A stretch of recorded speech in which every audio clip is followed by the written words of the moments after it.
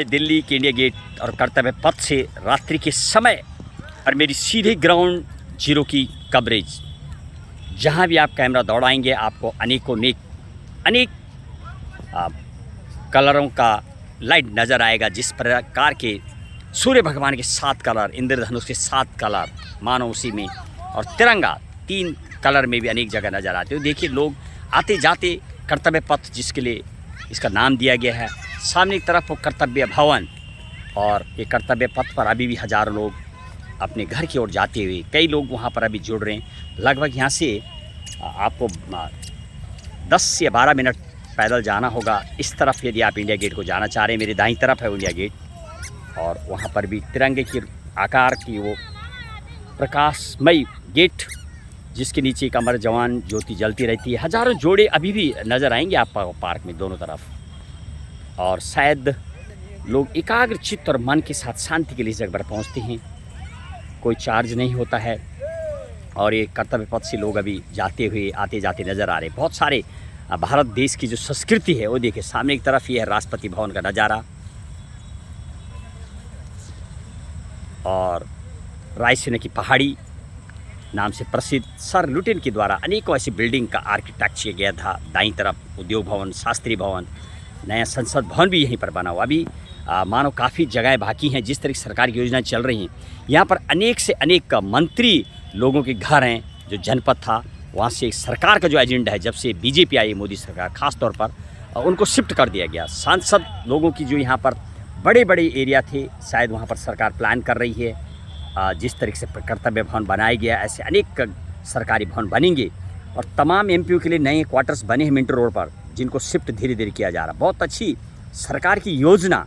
जिस तरीके से जीएसटी में सरकार ने करोड़ों रुपए एकत्र तो किए, लेकिन देश को मजबूत भी किए हैं, उसी तरीके से बिल्डिंग यदि खाली करवाई जा रही हैं तो कहीं ना कहीं फ्लैट बनाया गया, उनके लिए नए फ्लैट बनाया गया है। जाइए आप सांसद हैं, जनता के सेवक भी हैं, और आईपीसी सेक्शन 21 में साफ लिखा हुआ, प्रधानमंत्री हों या मुख्यमंत्री हों या सांसद हों या विधायक हो, जनता के सेवक होते हैं। तो आप जनता के सेवक हैं। दिल्ली में आप फ्लैट में रहिए। आप इतने बड़ा लैंड जगह आपने घेर रखी है, और वो शायद जो खाली कराने के लिए जो सरकार की मुहिम चल रही, कहने के उसकी तारीफ़ करनी होगी।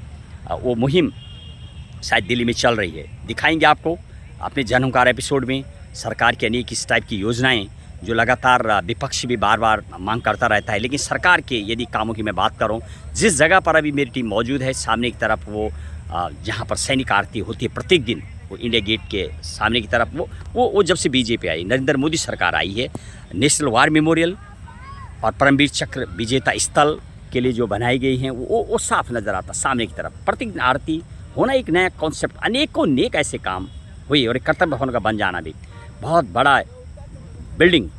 और एक दाईं तरफ भी एक और भवन बनता हुआ नज़र आ रहा। जब मेरी टीम जाने का प्रयास कर रही थी, कुछ सरकार की नई योजना है, बिल्डिंग बनने के बाद उसका नाम दिया जाएगा। अनेकों जगह पर जहाँ पर कि पूर्व में सांसद लोगों ने कई एकड़ों में जो ज़मीन घिरी थी, उसको धीरे धीरे जो सरकार योजना बना रही है, कहीं ना कहीं तारीफ़ करनी होगी उन योजनाओं की। और देखिए ये कर्तव्य पथ जो नाम दिया गया, ये बीजेपी ने रखा है। अनेक सड़कों के नाम भी बदले गए हैं। कहीं ना कहीं बड़ी जो रिसर्च करती है वो भी उसकी तारीफ़ करेंगे। शायद ऐसा लगता है मानो, और यदि ऐसी चीज़ों पर सरकार और फोकस करती है तो कहीं ना कहीं पूरा बदलाव नज़र आएगा। सरकार 400 पार का जो नारा लगा रही थी, शायद उसके पीछे सरकार यही मकसद रहा है। अभी थोड़ा बैसाखी पे ही कही जा सकती है सरकार, क्योंकि दूसरी पार्टी का समर्थन मिला हुआ है। और देखिए पार्क में अभी भी लोग, कई युवा यहाँ पर फुटबॉल बैडमिंटन खेलते नज़र आ रहे हैं। वो देखिए ये राष्ट्रपति भवन का नज़ारा। आजकल वैसे भी अमृत उद्यान आम जनता के लिए खुला हुआ है, जिसको मुगल गार्डन कहा जाता है। पूर्व में साल में सिर्फ एक बार, 1 तारीख फरवरी से 15 तारीख तक खुलता था, लेकिन अब की बार इस साल तीसरी बार आम जनता के लिए खोल दिया गया। तो कहीं ना कहीं तारीफ़ है। राष्ट्रपति का बगीचा है, वो 300 फूल और 50 टाइप की सब्जियां, अनेकों नेक उस जगह पर है, वो देखने का मौका मिल रहा है। आजकल आइए आप राजधानी दिल्ली में। तो ये भी शायद एक बार अब्दुल कलाम जब राष्ट्रपति थे तब ऐसा हुआ था कि अचानक साल में 2-3 बार खोल दिया गया था, और तत्कालीन प्रधानमंत्री अटल बिहारी वाजपेयी, उन लोगों ने भी शायद देश के लिए काम किया। और अभी वर्तमान की यदि बात करूँ तो कहीं ना कहीं सरकार की तारीफ़ करिए, कुछ अलग हटके फैसले किए, यानी जनता को देख के फैसले किए गए।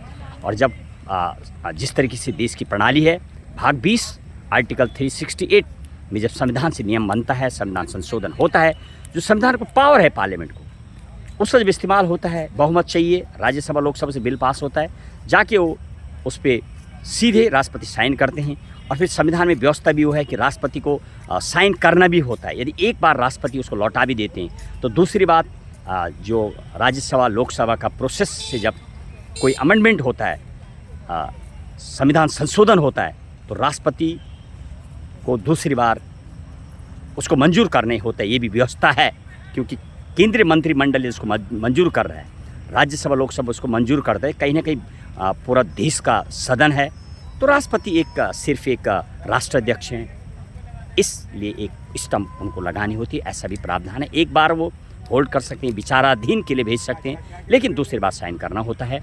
ये व्यवस्था है देश की। और तो उसी के मद्देनज़र रखते हुए यदि सरकार पूरी बहुमत में रहती है, कोई नियम बनाती है, और यदि एक बार कानूनी उसको दर्जा मिल जाता है, तो उसमें कोई भी अड़ंगा नहीं आ सकता। सुप्रीम कोर्ट सिर्फ कानून को फॉलो करवाता है। कभी कभी हालांकि कुछ केसों पे सो मोटो केस, यानी अपनी ओर से सो मोटो कॉग्निजेंस, संज्ञान ले सकता है कोर्ट, वो भी सरकार को सजेशन दे सकते हैं। और रोक लगाने की जो आर्टिकल 13 में जो जुडिशली रिव्यू पावर है,